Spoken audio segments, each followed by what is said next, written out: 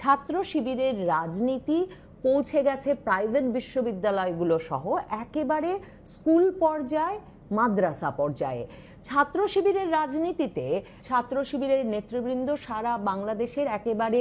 প্রত্যন্ত গ্রামে গিয়ে যেই বাবা মা নিরক্ষর, যেই বাবা মা এ পরিমাণ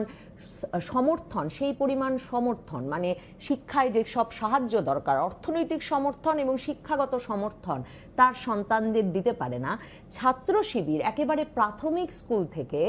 সেই ছাত্রদের জন্য একজন করে দায়িত্বশীল নিযুক্ত করেন। দায়িত্বশীল তাদের ছাত্র শিবিরের একটি সাংগঠনিক পদ। সেই দায়িত্বশীল যেই ছাত্রছাত্রীদের দায়িত্ব নেন, তার কাজ সেই ছাত্রছাত্রী ভালো করে পড়াশোনা করছে কিনা, ভালো করে পড়াশোনা করতে করতে পাবলিক পরীক্ষাগুলোয় ভালো ফলাফল করে শেষ পর্যন্ত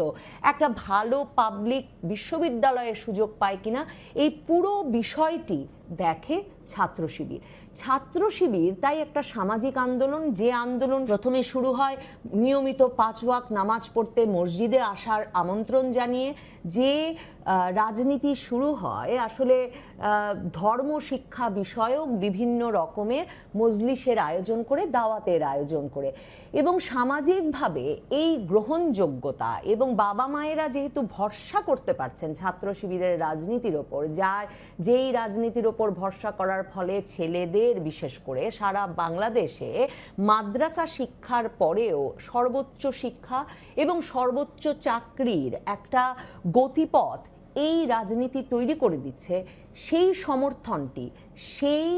সামাজিক আন্দোলনটির নেতৃত্বদানকারী হিসেবে ছাত্র শিবিরের শেকড়, ছাত্র শিবিরের ভিত্তি এমন মজবুত হয়েছে